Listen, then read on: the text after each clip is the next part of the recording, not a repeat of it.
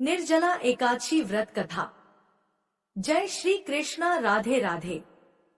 आज ज्येष्ठ मास के शुक्ल पक्ष की एकादशी तिथि है और इसे निर्जला एकादशी के नाम से जाना जाता है।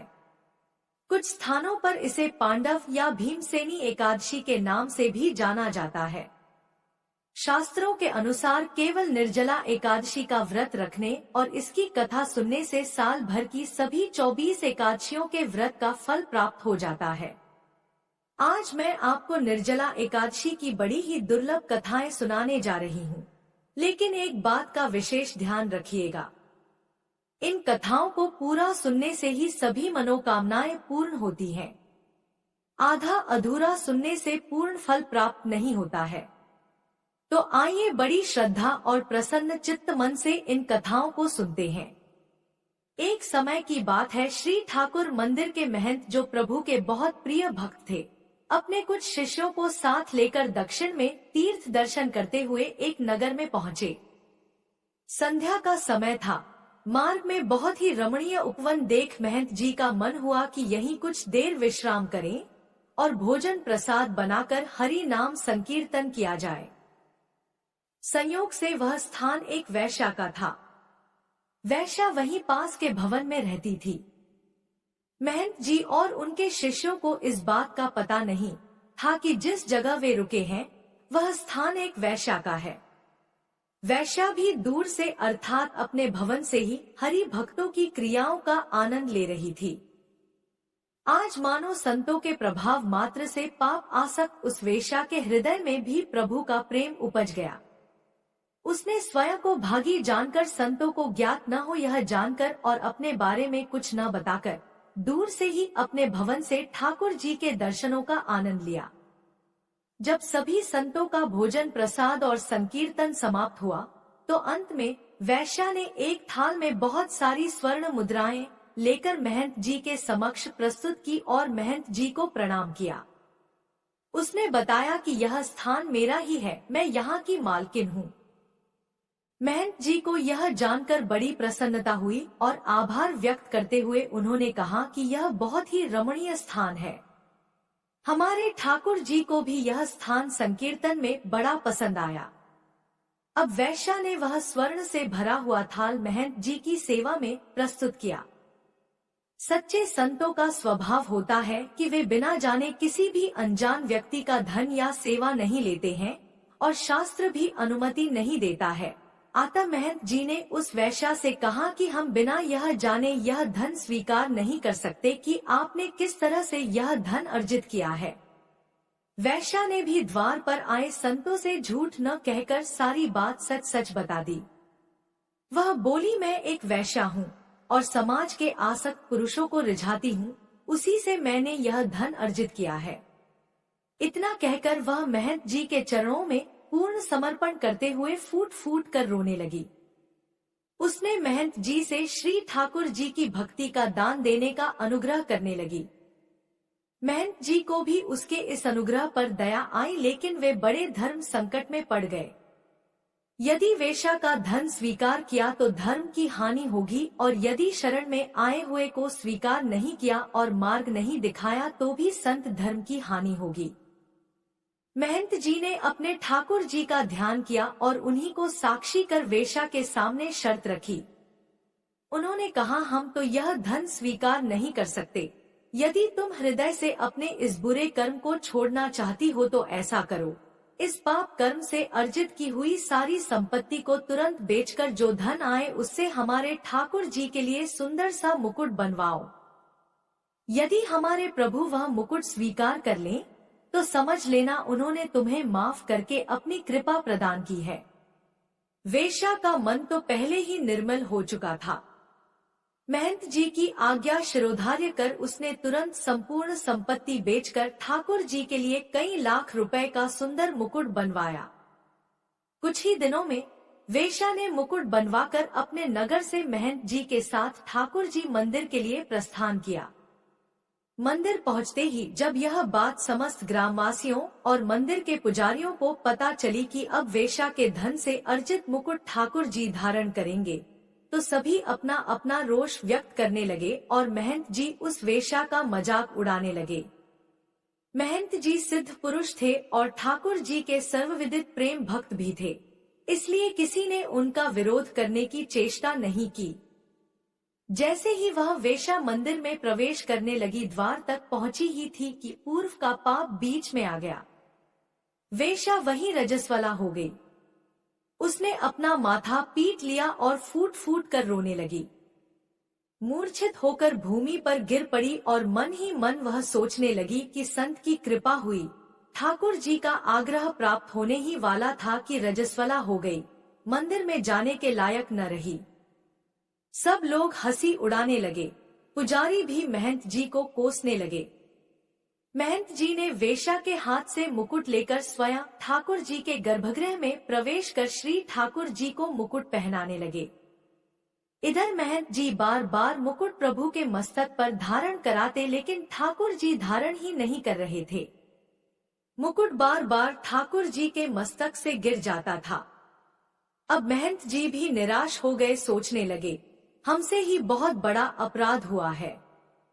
शायद प्रभु ने उस वेश्या को स्वीकार नहीं किया, इसलिए ठाकुर जी मुकुट धारण नहीं कर रहे हैं। अपने भक्त को निराश देखकर ठाकुर जी से रहा नहीं गया। वो अपने श्री विग्रह से ही बोल पड़े, बाबा आप निराश मत हो। हमने तो उसी दिन उस वेश्या को स्वीकार कर लिया था, जिस दिन आपने उसे आश्वासन देकर हमारे लिए मुकुट बनवाने को कहा था। महंत जी ने कहा, प्रभु जब स्वीकार कर ही लिया है तो फिर उस बेचारी का लाया हुआ मुकुट धारण क्यों नहीं कर रहे हैं? ठाकुर जी बोले, मुकुट तो हम उसी वेश्या के हाथ से ही धारण करेंगे। इतने प्रेम से लाई है तो पहनेंगे भी उसी के हाथ से। महंत जी ने कहा, प्रभु जी वह रजस्वला है, इसलिए वह मंदिर में नहीं प्रवेश कर सकती। अब तो ठाकुर जी जिद करने लगे, इसी समय लाओ, हम तो उसी के हाथ से पहनेंगे। मंदिर के समस्त पुजारियों ने प्रभु की यह आज्ञा सुनकर दांतों तले उंगलियां दबा ली। सभी विस्मित हो गए। संपूर्ण मंदिर में हाहाकार मच गया। जिसने सुना वह अचंभित हो गया। ठाकुर जी की आज्ञा को सिरोधार कर सैकड़ों लोगों की उपस्थिति में उस वेश्या को सम्मान पूर्वक मंदिर में प्रवेश करवाया गया। अपने हाथों से वेश्या ठाकुर जी को मुकुट धारण करने लगी। नैनों से अविरल आंसू की धाराएं बह रही थी, किंतु अद्भुत दशा हुई होगी। जरा सोचिए, ठाकुर जी भक्त की इसी दशा का तो आनंद ले रहे थे। ठाकुर जी का श्री विग्रह बहुत बड़ा होने के कारण ऊपर चढ़कर मुकुट पहनाना पड़ता है। भक्त के अश्रु से प्रभु के संपूर्ण मुखारविंद का मानो अभिषेक हो गया। वेश्या के मुख से शब्द नहीं निकल रहे थे, नयन अविरल अश्रु बहा रहे थे। आज ठाकुर जी ने उस प्रेम स्वरूप भेंट स्वीकार करने हेतु अपना मस्तक नीचे झुका दिया और मुकुट धारण कर उस वेश्या को वह पद प्रदान किया, जिसके लिए बड़े बड़े देवता संत महात्मा हजारों वर्ष तप अनुष्ठान करते हैं, लेकिन उन महाप्रभु का अनुग्रह प्राप्त करने में असमर्थ रहते हैं। दीन दयाल करुणा निधान प्रभु जब किसी भक्त की करुणा पुकार पहुंचती है तो अपने आप को रोक नहीं पाते और दौड़े चले आते हैं अपने भक्त के पास। बोलिए एकादशी माता की जय। अब आइए श्रवण करते हैं निर्जला एकादशी की दुर्लभ कथा।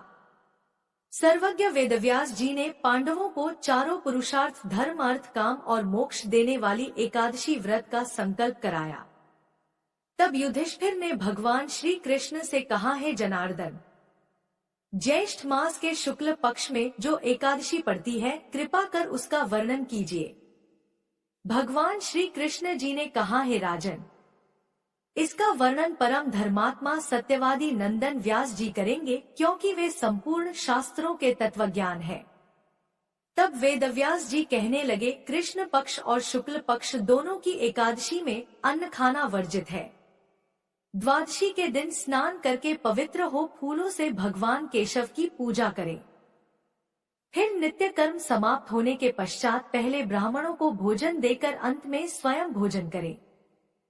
यह सुनकर भीमसेन बोले, महाबुद्धिमान पितामह, मेरी उत्तम बात सुनिए।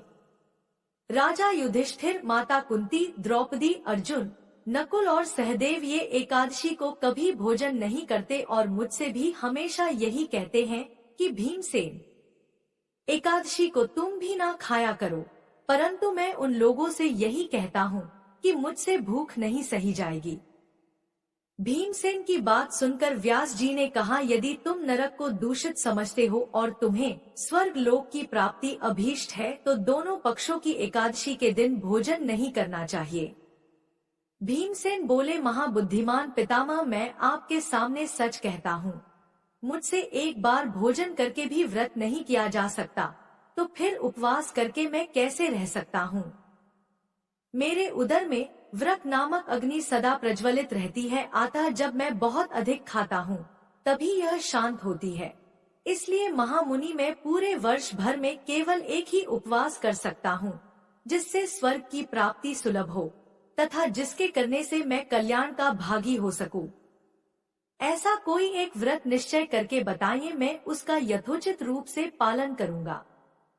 व्यास जी ने कहा, है भीम, ज्येष्ठ मास में सूर्य वृष राशि पर हो या मिथुन राशि पर शुक्ल पक्ष में जो एकादशी हो उसका यत्न पूर्वक निर्जल व्रत करो।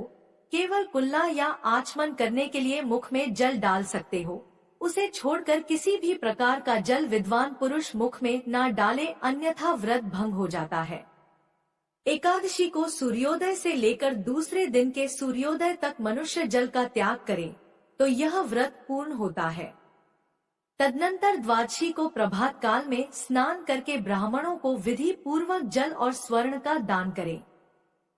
इस प्रकार सब कार्य पूरा करके जितेंद्रिय पुरुष ब्राह्मणों के साथ भोजन करे। वर्ष भर में जितनी एकादशियां होती हैं, उन सब का फल निर्जला एकादशी के पालन मात्र से मनुष्य प्राप्त कर लेता है, इसमें तनिक भी कोई संदेह नहीं है।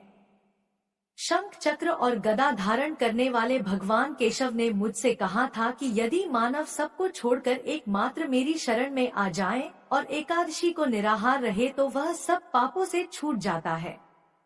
एकादशी व्रत करने वाले पुरुष के पास विशालकाय विकराल आकृति और काले रंग वाले दंडपाश धारी भयंकर यमदूत नहीं आते। अंतकाल में पीताम्बर धारी सौम्य स्वभाव वाले, हाथ में सुदर्शन धारण करने वाले और मन के समान वेगशाली विष्णु दूत इस वैष्णव पुरुष को भगवान विष्णु के धाम में ले जाते हैं। अतः निर्जला एकादशी को पूर्ण यत्न करके उपवास और श्री हरि का पूजन करो। स्त्री हो या पुरुष, यदि उसने मेरु पर्वत के बराबर भी महान पाप किया हो तो वह सब इस एकादशी के व्रत के प्रभाव से भस्म हो जाते हैं। जो मनुष्य उस दिन जल के नियम का पालन करता है वह पूर्ण का भागी होता है। उसे एक एक प्रहर में कोटि कोटि स्वर्ण मुद्रा दान करने का फल प्राप्त होता है। मनुष्य निर्जला एकादशी के दिन स्नान, दान, जप हो आदि जो कुछ भी करता है वह सब अक्षय होता है। यह भगवान श्री कृष्ण जी का कथन है। निर्जला एकादशी को विधि पूर्वक उत्तम रीति से उपवास करके मानव वैष्णव पद को प्राप्त कर लेता है। जो मनुष्य एकादशी के दिन अन्न खाता है वह पाप का भोजन करता है। इस लोक में वह चंडाल के समान है और मरने पर दुर्गति को प्राप्त होता है। जो निर्जला एकादशी को उपवास करके दान करेगा वे परम पद को प्राप्त होंगे। जिन्होंने एकादशी को उपवास किया है वे ब्रह्मा, हत्यारे, शराबी, चोर तथा गुरुद्रोही होने पर भी सब पातन से मुक्त हो जाते हैं। कुंती नंदन, निर्जला एकादशी के दिन श्रद्धालु स्त्री पुरुषों के लिए जो विशेष दान और कर्तव्य विहित है उन्हें सुनो। उस दिन जल में शयन करने वाले भगवान विष्णु का पूजन तथा जलमय धेनु का दान करना चाहिए अथवा प्रत्यक्ष धेनु या घृतमय धेनु का दान उचित है। पर्याप्त दक्षिणा और भांति भांति के मिष्ठान द्वारा यत्न पूर्वक ब्राह्मणों को संतुष्ट करना चाहिए। ऐसा करने से ब्राह्मण अवश्य संतुष्ट होते हैं और उनके संतुष्ट होने पर श्री हरि मोक्ष प्रदान करते हैं। जिन्होंने सम, दम और दान में प्रवृत्त हो श्री हरि की पूजा और रात्रि में जागरण करते हुए इस निर्जला एकादशी का व्रत किया है, उन्होंने अपने साथ ही बीती हुई 100 पीढ़ियों को और आने वाली 100 पीढ़ियों को भगवान वासुदेव के परमधाम में पहुंचा दिया है। निर्जला एकादशी के दिन अन्न, वस्त्र, गौ, जल, सया, सुंदर आसन, कमंडल तथा छाता दान करने चाहिए। जो श्रेष्ठ तथा सुपात्र ब्राह्मण को जूता दान करता है वह सोने के विमान पर बैठकर स्वर्ग लोक में प्रतिष्ठित होता है। जो इस एकादशी की महिमा को भक्ति पूर्वक सुनता है अथवा उसका वर्णन करता है वह स्वर्ग लोक में जाता है। चतुर्दशी युक्त अमावस को सूर्य ग्रहण के समय श्राद्ध करके मनुष्य जिस फल को प्राप्त करता है वही फल इसके श्रवण से भी प्राप्त होता है। मैं भगवान केशव की प्रसन्नता के लिए एकादशी को निराहार रहकर आचमन के सिवा दूसरे जल का भी त्याग करूंगा। द्वादशी को देवेश्वर भगवान विष्णु का पूजन करना चाहिए। गंध, धूप, पुष्प और सुंदर वस्त्र से विधि पूर्वक पूजन करके जल के घड़े के दान का संकल्प करते हुए ऐसा कहना चाहिए, संसार सागर से तारने वाले हे देव ऋषिकेश, इस जल के घड़े का दान करने से आप मुझे परम गति की प्राप्ति कराइए। भीम से निर्जला एकादशी जो शुभ एकादशी होती है उसका निर्जल व्रत करना चाहिए। उस दिन श्रेष्ठ ब्राह्मणों को शक्कर के साथ जल के घड़े का दान करना चाहिए। ऐसा करने से मनुष्य भगवान विष्णु के समीप पहुंचकर आनंद का अनुभव करता है। आज ही के दिन भगवान श्री कृष्ण जी ने देवी रुक्मिणी का हरण किया था, अतः यह एकादशी रुक्मिणी हरण एकादशी के नाम से भी जानी जाती है। बोलिए श्री राधा कृष्ण भगवान की जय। आइए अब तुलसी माता की कथा को सुनते हैं। कहते हैं कि तुलसी माता की कथा सुनने से ही एकादशी व्रत कथा पूर्ण माना जाता है और सभी मनोकामनाओं की पूर्ति होती है। सावरणी मुनि की पुत्री तुलसी अपूर्व सुंदरी थी। उनकी इच्छा थी कि उनका विवाह भगवान नारायण के साथ हो। इसके लिए उन्होंने नारायण पर्वत की घाटी में स्थित बद्री वन में घोर तपस्या की। दीर्घ काल तक तपस्या करने के उपरांत ब्रह्मा जी ने प्रसन्न होकर दर्शन दिया और वर मांगने को कहा। तुलसी जी ने कहा, हे सृष्टिकर्ता ब्रह्मदेव, आप अंतर्यामी हैं, सबके मन की बात जानते हैं, फिर भी मैं अपनी इच्छा आपसे बताती हूँ। मैं चाहती हूँ कि भगवान श्री नारायण मुझे पति रूप में मिले। ब्रह्मा जी ने कहा, तुम्हारा अभीष्ट तुम्हें अवश्य मिलेगा। अपने पूर्व जन्म में किसी अपराध के कारण तुम्हें श्राप मिला है। इसी प्रकार भगवान श्री नारायण के एक पार्षद को भी दानव कुल में जन्म लेने का श्राप मिला है। दानव कुल में जन्म लेने के बाद भी उसमें नारायण का अंश विद्यमान रहेगा। इसलिए इस जन्म में पूर्व जन्म के पाप के शमन के लिए संपूर्ण नारायण तो नहीं मिलेंगे, लेकिन नारायण के अंश से युक्त दानव कुल जन्म उस साप ग्रस्त पार्षद से तुम्हारा विवाह होगा।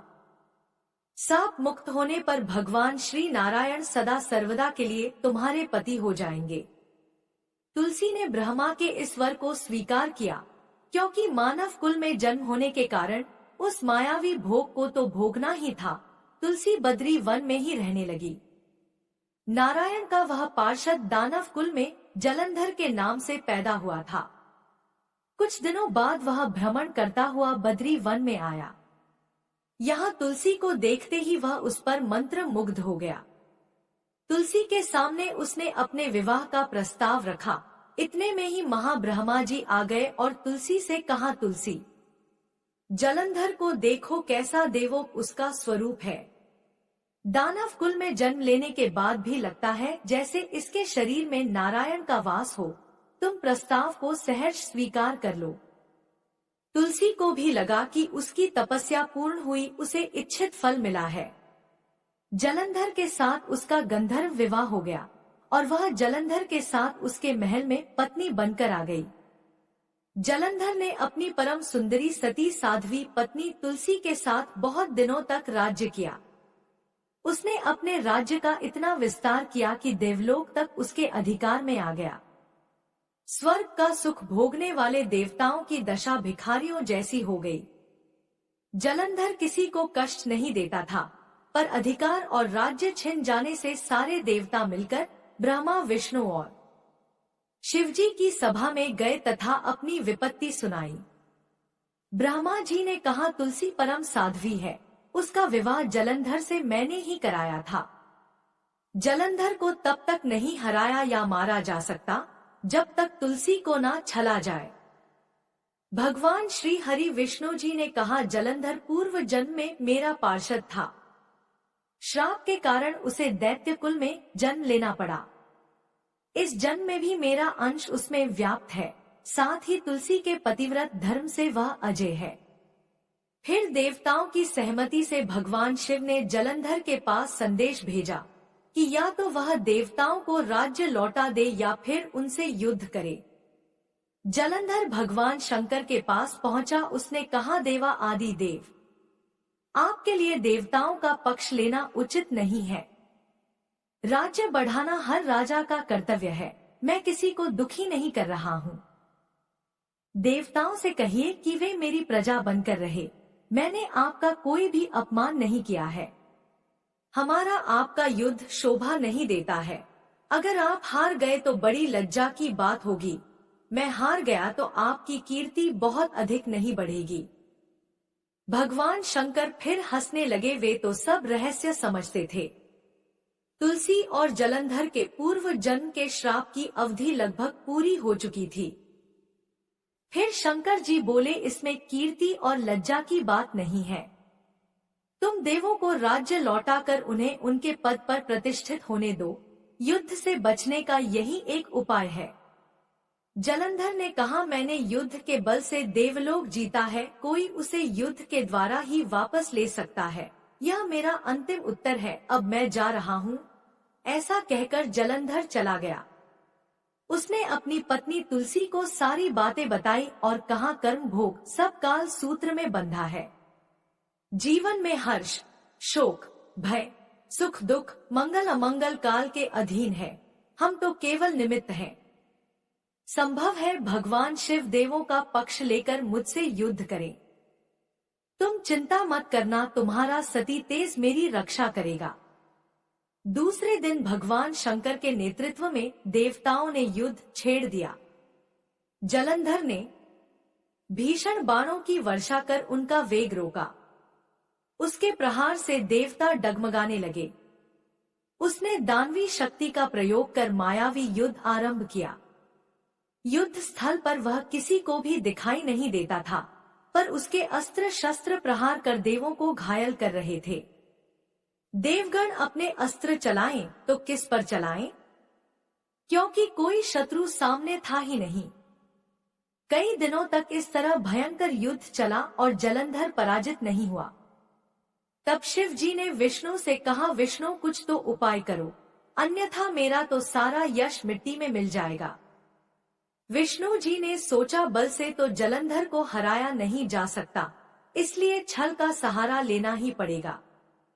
उन्होंने तुरंत अपना स्वरूप जलंधर जैसा बनाया और अस्त्र शस्त्र से सुसज्जित हो तुलसी जी के पास पहुंच गए और बोले, प्रिय, मैं युद्ध जीत गया। सारे देवता भगवान शंकर समेत मुझसे हार गए। इस खुशी में आओ मैं तुम्हें अपने अंग से लगा लूं। पति को प्रत्यक्ष खड़ा देख तथा विजय का समाचार सुन वह दौड़कर मायावी जलंधर के गले से लिपट गई। इस प्रकार पति पत्नी दोनों ने आलिंगन हो खूब खुशी मनाई। पर पुरुष के साथ इस प्रकार के व्यवहार से उसका सती तेज नष्ट हो गया। उसका सती तेज जो जलंधर की कवच के रूप में रक्षा कर रहा था, वह कवच नष्ट हो गया। जलंधर शक्तिहीन हो गया। यह जानते ही भगवान शंकर ने उस पर अपने त्रिशूल से प्रहार किया। त्रिशूल के लगते ही जलंधर जलकर भस्म हो गया। जलंधर के मरने को जानकर भगवान विष्णु अपने असली रूप में आ गए। सामने अपने पति जलंधर के स्थान पर भगवान विष्णु को खड़ा देख तुलसी बहुत विस्मित हुई। उसको पता लग गया कि स्वयं नारायण ने उसके साथ छल किया है। क्रोध में आकर तुलसी जी ने श्राप दिया और भगवान विष्णु से कहने लगी, एक सती स्त्री का सतीत्व भंग करने के अपराध में तुम हृदयहीन पत्थर हो जाओ। विष्णु जी ने तुलसी के श्राप को शिरोधार्य कर कहा, हे देवी, तुम्हारे तथा जलंधर के कल्याण के लिए मुझे ऐसा करना पड़ा। तुम दोनों को श्राप मुक्त करना था। तुम भी अब अपना शरीर त्याग कर तुलसी बिरवा के रूप में जन्म लोगी और मेरी पूजा तुलसी दल से होगी। मैं शालीग्राम पत्थर बनूंगा, मेरे शीश पर तुम आदर से विराजमान होगी। तुम्हारे पति की हड्डियों के चूर्ण से शंख की उत्पत्ति होगी। उस शंख ध्वनि से देवताओं तथा मेरी पूजा आराधना होगी। जहाँ शंख ध्वनि होगी वहाँ मंगल में मैं विराजमान रहूंगा। तुमने पूर्व जन्म में बद्री वन में मुझे पाने के लिए बड़ी तपस्या की थी। अब अगले जन्म में मैं नारायण के रूप में बद्रीनाथ वन में स्थापित होऊंगा और मेरी पूजा अर्चना फल फूल से ना होकर तुम्हारी तुलसी दल से होगी। मेरे शीश पर विराजमान होकर तुम मुझसे भी ऊंचा पद प्राप्त करोगी। बोलिए श्री लक्ष्मी नारायण भगवान की जय। बोलिए श्री तुलसा जी शालिग्राम जी की जय। अब आइए सुनते हैं एकादशी माता की कथा। एक बूढ़ी माँ ने एक बार एकादशी का व्रत रखा। बड़ा ही भाव भक्ति से पूजा अर्चना की। उन्हें वृद्धा अवस्था में क्या बाधा थी। वे तो अपने पुत्र पत्रों की सुख सुविधा के लिए व्रत रखने लगी थी। वे दिन भर तो जरा कठोर मन करके अपनी प्यास को रोके रही। दिन में पूजा पाठ किया, कथा सुनी और पंडित जी को मिट्टी के पात्र में भरकर पानी और ऋतु फल दान में दिए। दोना भर भर के भूरा शक्कर वितरण किया। उन्हें गर्मी के कारण बहुत बेचैनी हो रही थी, इस कारण से बड़ी देर तक पानी में पड़ी रही और पानी के कुल्ला करती रही। अपना मुंह बार बार धोती रही। तब कहीं थोड़ा बहुत धैर्य बंध पाया। धूप तो तेज पड़ ही रही थी, इस कारण बार बार मुंह सूख रहा था। बूढ़ी माँ बहुत बेचैन हो रही थी, क्योंकि एक तो बुढ़ापा और दूसरे यह भयंकर गर्मी। वृद्धावस्था की स्थिति तो कुछ दूसरी ही प्रकार की होती है। जैसे जैसे रोधो के दिन कट पाया, अब पहाड़ सी रात सामने थी। उसका कटना बड़ा ही कठिन दिखाई दे रहा था। खटिया पर पड़े बुढ़िया माई को शांति नहीं मिल रही थी और वे बार बार करवट बदल रही थी। अनेक बार वे बाहर जाती और भीतर आती, उन्हें घर के अंदर शांति नहीं थी। वे पड़ी पड़ी एकादशी माता का स्मरण करती रही। वे कहती रही कि हे एकादशी माता, आप मेरी लाज रखिएगा, आप ही मुझे शक्ति दे दीजिएगा, जिससे मैं भली भांति आपका व्रत कर सकूं और यह पहाड़ सी रात शांतिपूर्वक व्यतीत हो सके। प्यास के कारण बूढ़ी माँ की बेचैनी तो बढ़ ही रही थी। उन्होंने धैर्य रखने का बहुत प्रयास किया, किंतु सहनशीलता की सीमा टूट गई और वे घबराकर एकदम चिल्ला पड़ी। बोली कि बचाओ बचाओ। अम्मा का चिल्लाना सुनकर परिवार भर के नर नारी, बच्चे और पड़ोसी एकत्रित होकर बूढ़ी अम्मा की खटिया के समीप पहुंच गए। सबने पूछा कि अम्मा जी, आपको क्या हुआ, आप क्यों चिल्ला रही हैं? आप इस वृद्धावस्था में यह कठिन व्रत क्यों कर रही हैं? अम्मा जी, शक्ति से ही भक्ति होती है। थोड़ी ही देर में वे फिर से बोली कि अरे हमारे तो प्राण ही निकले जा रहे हैं। मेरी छाती पर ठंडे पानी का घड़ा रख दीजिए। नातियों ने दादी की छाती पर ठंडे पानी का पात्र रख दिया। तब कहीं जाकर उन्हें थोड़ा बहुत आराम मिला और थोड़ी देर के लिए उन्होंने अपनी आंखें बंद कर ली। एकादशी माता ने सोचा कि यह बूढ़ी अम्मा है तो बहुत कठोर, जरा जाकर उसकी परीक्षा लेना चाहिए। वे आधी रात को मुर्गा बनकर टेर लगाने लगी। मुर्गा की आवाज सुनकर दादी जल्दी से उठी और बाहर जाकर आसमान की ओर देखा, किंतु आसमान में कहीं उन्हें प्रातकालीन तारा दिखाई नहीं दिया। वे सोचने लगी कि यह मुर्गा क्यों और कैसे बोल गया। उन्हें प्यास तो लग ही रही थी, थोड़ा बहुत उनका मन भी विचलित होने लगा था, किंतु अंत में उन्होंने दृढ़ निश्चय किया कि मैं अब व्रत को पूर्ण करके ही छोड़ूंगी, चाहे भले ही मेरे प्राण निकल जाएं। यह सोचकर फिर वे खटिया पर शिथिल होकर लेट गई। थोड़ी ही देर में एकादशी माता ने उनकी फिर से परीक्षा लेनी चाहिए। एक छोटी सी बालिका एक गिलास में शरबत लेकर उनके सिरहाने खड़ी हो गई और जोर से बोली कि दादी जी, सवेरा हो गया है, आप हाथ मुंह धोकर शरबत पी लीजिए। पहले तो शरबत का गिलास देखकर उनका मन ललचा लगा, किंतु अचानक व्रत का स्मरण हो आया और उन्होंने सोचा कि मैं किसी भी प्रकार से अभी शरबत नहीं पी सकती हूँ, और वे शांतिपूर्वक अपनी खटिया पर लेट गई। फिर थोड़ी ही देर में उन्हें ऐसा लगा जैसे किसी ने उन्हें पानी के कुएं में पटक दिया हो। वे बड़ी देर तक उस कुएं में हाथ पांव चलाती रही, किंतु उन्होंने अपने मुंह में पानी की एक बूंद भी नहीं जाने दिया और वे दृढ़ता पूर्वक अपने व्रत का पालन करती रही। थोड़ी ही देर में ना जाने कहां से सामने आग जलने लगी, जिससे भारी गर्मी बढ़ने लगी और प्यास के कारण प्राण निकलने लगे, किंतु बूढ़ी अम्मा का कुछ भी नहीं बिगाड़ पाया। वे जहां की तहां मुस्कुराती हुई सी बैठी रही।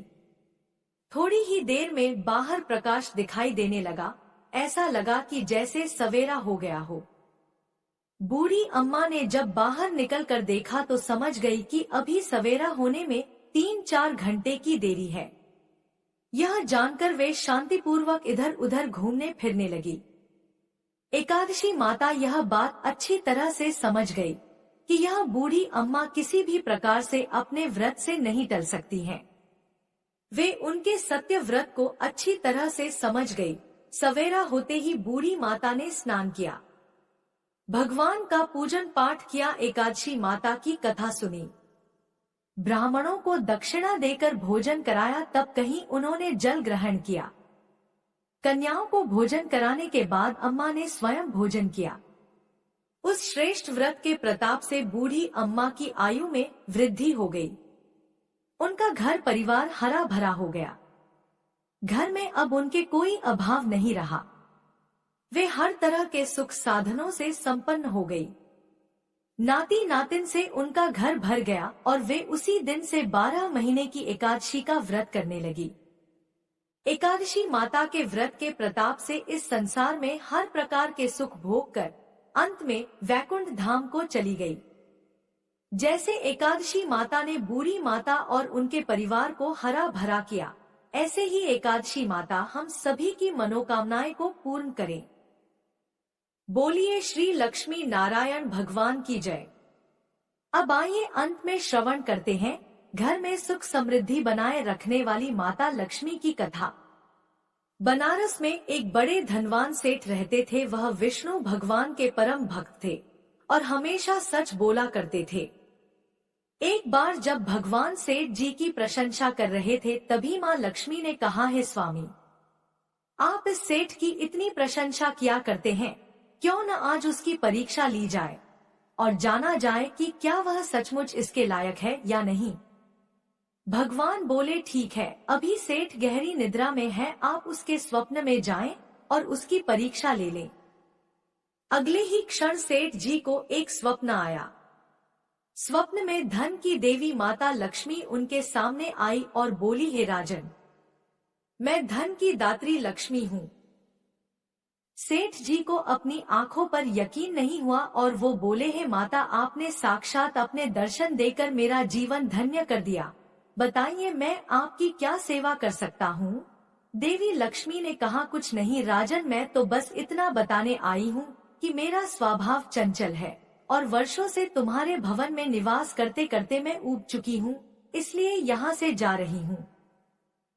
सेठ जी बोले, मेरा आपसे निवेदन है कि आप यहीं रहे, किंतु अगर आपको यहाँ अच्छा नहीं लग रहा है तो मैं भला आपको कैसे रोक सकता हूँ। सेठ ने कहा, है माँ, आप अपनी इच्छा अनुसार जहाँ चाहे जा सकती हैं। तत्पश्चात देवी लक्ष्मी उसके घर से चली गई। थोड़ी देर बाद माता लक्ष्मी रूप बदलकर पुनः सेठ के स्वप्न में यश के रूप में आई और बोली, सेठ, मुझे पहचान रहे हो कि मैं कौन हूँ।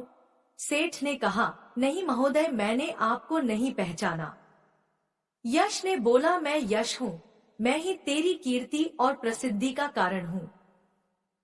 लेकिन अब मैं तुम्हारे साथ नहीं रहना चाहता, क्योंकि माँ लक्ष्मी यहाँ से चली गई है, इसलिए मेरा भी यहाँ कोई काम नहीं है।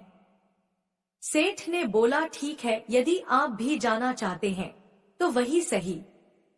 सेठ जी अभी भी स्वप्न में ही थे और उन्होंने देखा कि वह दरिद्र हो गए हैं और धीरे धीरे उनके सारे रिश्तेदार व मित्र सभी उनसे दूर हो गए हैं।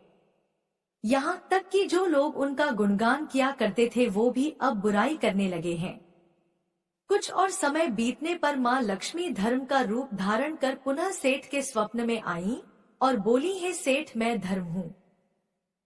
माँ लक्ष्मी और यश के जाने के बाद मैं भी इस दरिद्रता में तुम्हारा साथ नहीं दे सकता, इसलिए मैं भी जा रहा हूँ। फिर सेठ ने कहा, जैसी आपकी इच्छा, सेठ ने उत्तर दिया और धर्म भी वहां से चला गया। कुछ और समय बीत जाने पर माँ लक्ष्मी सत्य के रूप में स्वप्न में प्रकट हुई और बोली, है सेठ, मैं सत्य हूँ। लक्ष्मी, यश और धर्म के जाने के बाद अब मैं भी यहाँ से जाना चाहता हूँ। ऐसा सुनकर सेठ जी ने तुरंत सत्य के पांव पकड़ लिए और बोले, महाराज, मैं आपको नहीं जाने दूंगा। भले ही सब मेरा साथ छोड़ दे, मुझे त्याग दे, पर कृपया आप ऐसा मत करिए। सत्य के बिना मैं एक क्षण नहीं रह सकता। यदि आप चले जाएंगे तो मैं तत्काल ही अपने प्राण त्याग दूंगा। सेठ की ऐसी बातें सुनकर सत्य ने कहा, लेकिन तुमने बाकी तीनों को बड़ी आसानी से जाने दिया, उन्हें क्यों नहीं रोका? सेठ जी बोले, मेरे लिए वे तीनों भी बहुत महत्व रखते हैं, लेकिन उन तीनों के बिना भी मैं भगवान के नाम का जाप करते करते उद्देश्यपूर्ण जीवन जी सकता हूँ। परंतु यदि आप चले गए तो मेरे जीवन में झूठ प्रवेश कर जाएगा और मेरी वाणी अशुद्ध हो जाएगी। भला ऐसी वाणी से मैं अपने भगवान की वंदना कैसे कर सकूंगा? मैं तो किसी भी कीमत पर आपके बिना नहीं रह सकता। सेठ जी का उत्तर सुन सत्य प्रसन्न हो गया और उसने कहा, तुम्हारी अटूट भक्ति ने मुझे यहाँ रोकने पर विवश कर दिया और अब मैं यहाँ से कभी नहीं जाऊंगा।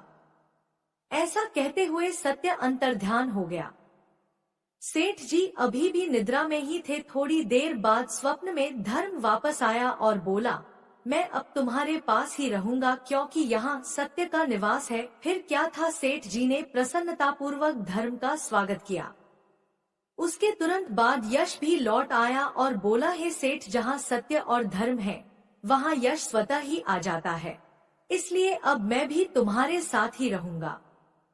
सेठ जी ने यश की भी आव भगत की और अंत में माँ लक्ष्मी आईं। उन्हें देखते ही सेठ जी नतमस्तक होकर बोले, हे देवी, क्या आप भी पुनः मुझ पर कृपा करेंगी? देवी लक्ष्मी ने कहा, अवश्य राजन, जहाँ सत्य, धर्म और यश हो वहाँ मेरा वास निश्चित है। यह सुनते ही सेठ जी की नींद खुल गई। उन्हें यह सब स्वप्न लगा, परंतु वास्तविकता में वह एक कड़ी परीक्षा से उत्तीर्ण होकर निकले थे।